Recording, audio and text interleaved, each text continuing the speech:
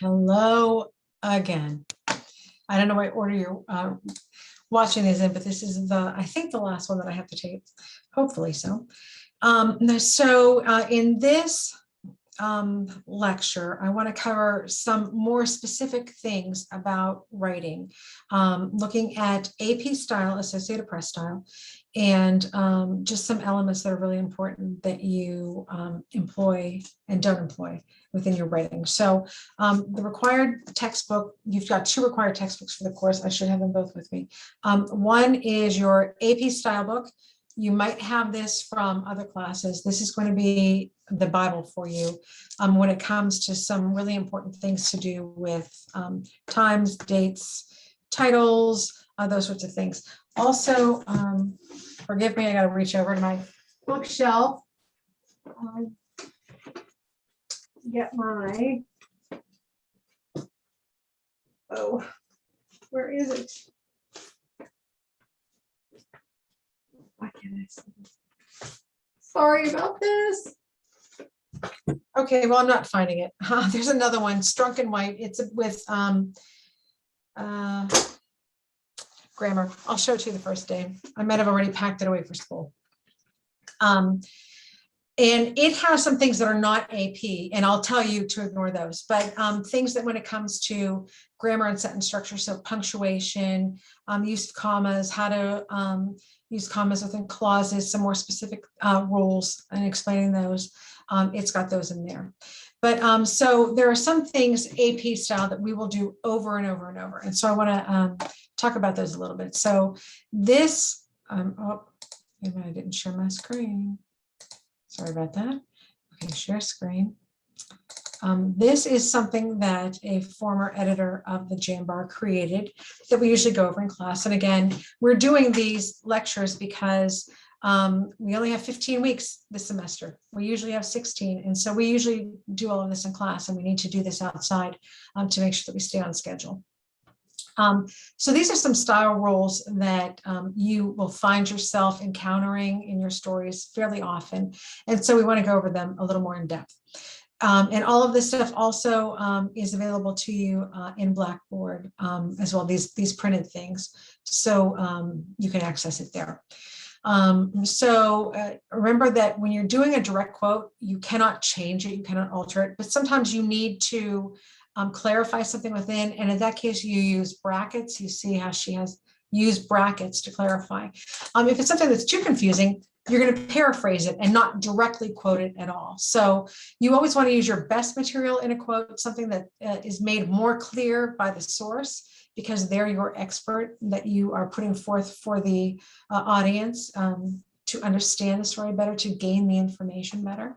But some people just don't speak well to be quoted, or there might be some information that it doesn't have to be in a quote. If it's, giving a list of information or numerals or things like that, that doesn't have to be directly quoted. You can just paraphrase and get that information to the audience.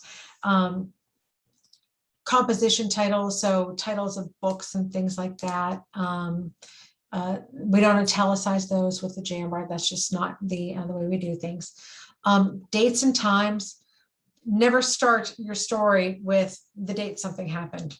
You'll work that in later, but who cares? And it dates your story so much, and you want to construct your story so that it has maximum value for the person reading it. And if I look at a date, I'm probably not going to care or move on, and you probably feel the same. When it comes to AP style, oh, and she's missing a comma here. I didn't even realize that. You abbreviate the date and you abbreviate the month. Usually we don't even use the day unless there's a really good reason to do so. We usually just say the date itself. There are some months that are not shortened: March, April, May, June, and July. So it's those ones right in there. The other ones are, Jan, Feb, that sort of thing. And all of that information, again, is in your AP style book. So you'll find it there. We also, I don't think she has it here, but we also don't say on, like on January 1st. It happened on January 1st. You would just say it happened January 1st. So you don't need that preposition. There are a few times you want to eliminate prepositions from your copy that they're not absolutely needed. With dates on or at are often eliminated. And then we're going to get to when the word that is a preposition, because it can be used as several types of speech. But when it is, and I'm just going to pop into that now if I can. I'm hoping you're seeing that. So this is part of the packet that we give to you that you will have, and we'll try to go over it as much as possible when I talk about that here. So like, do not write the event was on March 29th, rather the event was March 29th, and eliminate those modifiers I talk about in another lecture, like so, very, really. And when that appears as a preposition, cut it out of your copy. Now, like I said, it can be other parts of speech as well. So the way to know whether or not it's one you cut out is read your copy and don't say it. If it still makes sense, delete it. But if it doesn't make sense without that, then it's being used probably as a pronoun or I think it can be an adverb. You can look up all that. But it's just when it's a preposition that we delete it. So that's the easy way to do it, by just reading it without it. And if it makes sense, kick it out. So let me go back to Laura's thing now. Again, the months, if it's with a date, it's when you shorten it. But then if it's just in the month of January, you would spell it out. The same thing happens when you are using locations. So if you're saying, something is on Fifth Avenue, the butler is found on Fifth Avenue. At that point, you would spell out avenue. But if you gave the proper street address, and I don't know it, so I'm just going to make it up, 300 Fifth Avenue, at that point, avenue becomes AVE, period. And again, that's in your AP style book. Time. You see when using time, the format, you would say noon for 12 p.m., midnight for 12 a.m. But then when you write it, you see how it's the numeral space, A period, M period. You would do the same with PM, if there's a reason to include that in there. When it comes to quotes, she really should have here. When it comes to quotes, ellipses. So these are ellipses here, when you have the 3 dots. You want to shy away from those in quotes. Otherwise, a lot of times people put a ton of them in there. It's okay if somebody said something at one point and something at another point. Oftentimes you can put your attribution in the middle of that to break it up, as long as they go together, because sometimes people get off on tangents and go somewhere else, and then they make it back to the topic that they were talking about. So if you can avoid it at all costs, do. And again, you can do it by ending a quote and putting your attribution there and then coming back with a quote somewhere else. There might be times when you really feel it's needed. And if so, then discuss it with Abigail and myself, and we can determine if it does work out best that way, or if there's another way to do it. Names and titles. Proper titles, if they come before a name, are capitalized.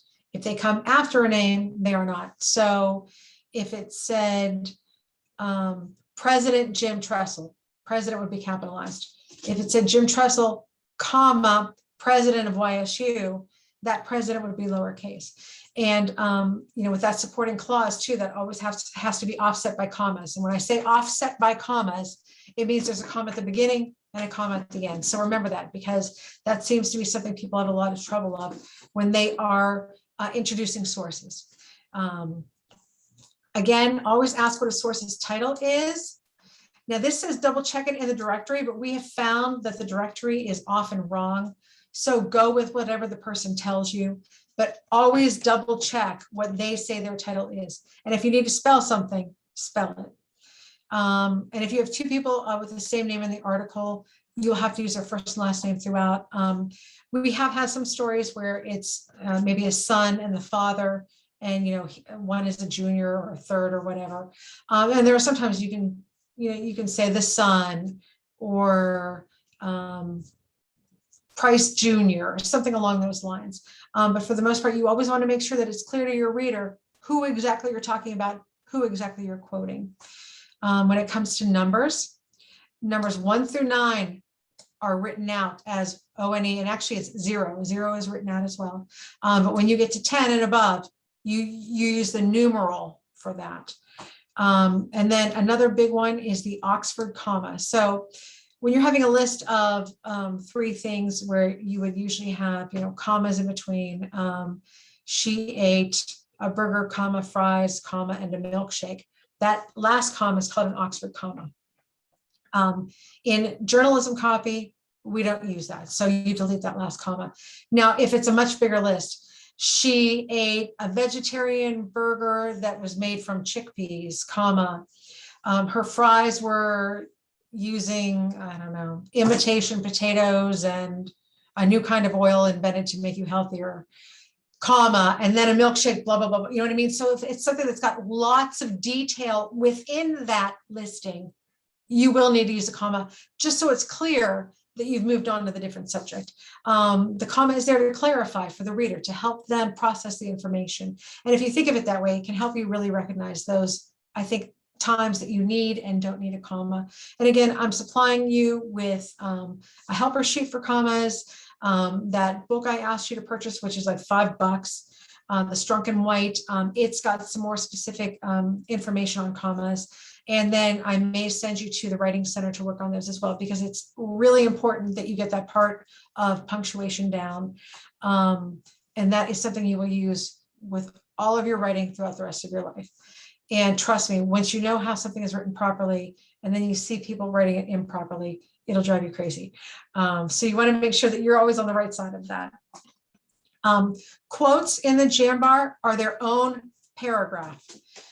So you'll see in our guidance of how you construct your stories, and you'll see when you read the stories that we show you, we put returns in between the paragraphs when we turn them in for the editors. It helps us to see things better and everything. And you make the quotes their own paragraphs, okay? And then we talked about previously in another lecture, the Jambar only uses the word said for attribution. So it's always the past tense of to say, said, and it's always said. It's never stated or added or any of those sorts of things. Let's see, I don't think there's, yeah, it's always name said, never said name. It's just the way the Jambar likes to do it. Other publications may do it differently. When I worked for the Business Journal, we usually were present tense, so says, states, posits. We use lots of different verbs there and everything. But many just like to stick with said, because for legal purposes, it's easy to nail people if they claim they didn't say something. Oh, and I'm sorry, here it gets into the, I already went over with the streets and the addresses as well. And I think that's maybe all I want to go over with this. Again, I'll file this for you that you can access it. This was done by an editor about 3 years ago. She does have in there profanity. I have never had to encounter any profanity in any of the quotes in the Jambar, so I'm hoping you don't either. She's got some suggested sources for you. Oh, and then a quiz. You're going to find that quiz probably later. And then let me just go back to this helper sheet that we had. Again, within this helper sheet is lots of information for you, lots of information. I want you to read every bit of this, every line, because it's going to help you to write your stuff correctly the first time, which is really important if you want to pass this class with an A. And really important if you want to pass the class, because if by your second story you're still making mistakes that you should have known from these lectures, we're going to be upset. If by the third story you are, you're probably going to be in danger of not passing the course because you're not doing the expected work correctly. But on this sheet, again, I just want to reiterate that we've got all the guidelines for your print stories, all the guidelines for your broadcast stories. As far as you know, you need to shoot 5 good 30-second pieces. With natural sound, which means if you've got students walking, we want to hear whatever's going on campus. That's called nat sound or natural sound. Shoots a variety of angles, keep your camera still. So there's all these guidelines for you to follow for the packages. Again, when we get to the package, we'll talk to you more about that, how you'll construct those, because you're only required to do one for the course. Your story structure, I went over this briefly in another lecture, but I want to just go over it a little more in depth here. Your stories must adhere to AP style. And then also attached to this is the SPJ Code of Ethics that I want you to read over to familiarize yourself with, which is a good guideline for any journalist to know how to do stories well and correctly and credible and demonstrate your integrity. More guidelines on writing your headlines and your leads. And again, I know I go over that again in other lectures, but I just want to show you that as well. Guidance in how you will do your, and that's this part right here, your headlines, your bylines, how those are constructed. Your print stories should be a 12-point Times New Roman with a space in between paragraphs. Do not indent paragraphs. Your lead should be catchy and short. We talk about that. I know how you have to convince the reader they've got value in reading your story, why they should give you their 2 minutes in their day. Again, third person for print stories. You should never appear in the story. And when you appear in the story, you editorialize. So you might even be editorializing, making an observation about the story. You might not use the word I, but if you editorialize, you've inserted yourself into the story. Time will tell when we can expect whatever from whatever. You've used we.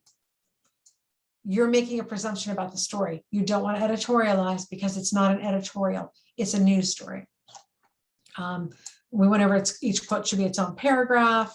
I know I went over this briefly somewhere else, but this is how you should construct introducing your sources. They're always in a paragraph before their quote appears. Nobody is quoted before we're introduced to them and told why they're significant to your story, why you determine that they're an important source to include and we should pay attention to them, why we should find them credible. You want to establish that. Sometimes you can do so by paraphrasing something they've said. So here we say what her qualifications are, why she's been chosen for a source. Her company manages this. And then this story was about a YSU student who was making a device to help masks stay on to health personnel so that it wasn't killing their ears being on them all day. It was at the beginning of the pandemic. So it told us why her and her company are germane to the story at hand. So the student had donated to her facility. And then she tells us, it's uncomfortable. She knows it. She's there. She's a witness to it. She's experiencing it. And so we want to hear directly from the source when we can. You've heard about hearing from the horse's mouth. It's an old adage. I'm not calling her a horse by any means. But it's always important to have that quoted material so that we know the sources, the people who are in the know, who have that information directly, are telling us. We already went over said, the strive for elevated diction, but don't overdo it. Again, your primary source are YSU students, then faculty and staff, then alumni and the interested public. And a lot of alumni do read Jambar Stories Online, do watch Jambar TV, and even some receive the Jambar. There are a lot of alumni organizations throughout the country. And they get together and they reflect on YSU and things like that. And so you want your material to be of interest to them. Use contractions. And this is true for both print and broadcast copy. Use contractions. It shortens the space. It saves you ink and creates more space for more information within your story. And it's easier to read and it's more conversational. So I know generally in English courses, or more advanced courses where you're writing things with elevated diction, oftentimes the use of contractions is frowned upon, but we definitely want that in your news copy. Now, there will be times for emphasis you want to use the, spell it out instead of using a contraction, and that's fine, but don't overdo it. I think we already talked about the helper verbs or the helper, pronouns and adjectives and things like that. So very really that sort of thing. I talked about this before, but always read your copy out loud before you turn it in. It's going to help you catch things. It's going to help make sure that your broadcast copy is much easier to read verbally. And it's really much easier if you print it out and read it off of paper than off of a monitor. You just catch things better that way. I can tell you that even for the work I do now and the newspaper I work for, and even the Jambar, they still print out pages to proofread them, to look for things instead of just relying at looking at them on a monitor. So I always suggest that you do so as well. For everything you write that you're turning in for a grade at the university, do it. It's going to help you catch things much better. And at the bottom of your copy, you're going to include some keywords that will be helpful to whoever is posting this online for using those keywords. And we need a list of your sources. We need to know their names, their titles, why they were germane to your story, and ways we can contact them. And it's best if we can have not just their phone number on campus, but a cell phone, a home phone as well, because sometimes we're looking for that information to go to press, after 4 o'clock and they're off campus already. Or maybe it's the weekend and we're working on something and you need to clarify something. And people aren't always looking at their email, unfortunately. So if you can make sure that you get that information from them so you could follow up if necessary, it isn't always needed, but it's good to have, then do so. And you should put that at the end of your story when you turn it in. That way the editors have that access to that information as well. When it comes to the broadcast pieces, it's a little bit different. There will be blank script shells in Blackboard for you to use, so you can go fill in your information there for the scripts. And on this this document here, I do have, you see, examples for you to use, so you can reflect upon those when you're doing this. But you see that we do it differently. There's a return after each sentence, so each sentence is essentially its own paragraph. We use 12-point Arial instead of 12-point Times New Roman. We do not put spaces in between those returns. We use uppercase for everything. I'm sure you noticed that. Here is all uppercase there. And that's double spaced. I don't think we have that on there, but it's double spaced. The only thing that is lowercase is when you have sound on tape, the SOTs, the quotes. And so you see right here, I can't highlight it, I apologize for that. But the quote there is in upper and lowercase. And then you notice off on the left-hand column, that's the column that gives the direction to the director, so they know what to do. So they know the anchor is on camera, anchor OC, reading this portion. They know that they need to roll the video for the voiceover, so they're rolling the B-roll, and this just tells them that it's photos that were used in there. It tells us to roll the SOT, the sound on tape. Ordinarily, if you're at a television station, this is all edited together as one big piece. At Jambar TV, we have some limitations, so we have to roll the initial video and then the SOT and ending video separately. So it tells us that that SOT is 6 seconds. This is written a little bit differently because this year our technical abilities have changed somewhat, that we can have those 2 pieces for it instead of trying to roll 3 different pieces. And then you put here what the person, the chyron. So that's what appears at the lower end of the camera, telling us who that person is. It identifies the person, even though your copy may have done so. It doesn't have to do so, by the way.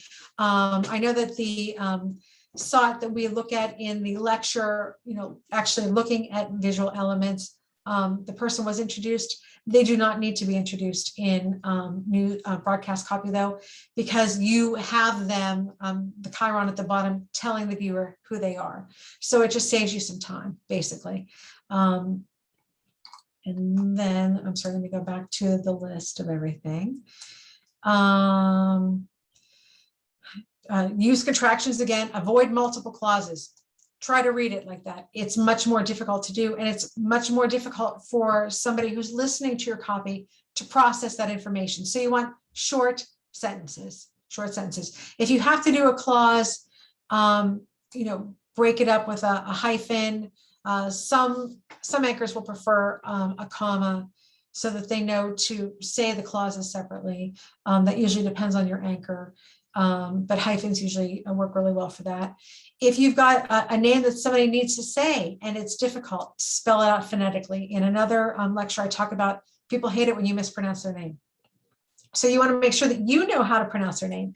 And then if you need to, for your anchors, spell it out phonetically so that they know how to say that as well.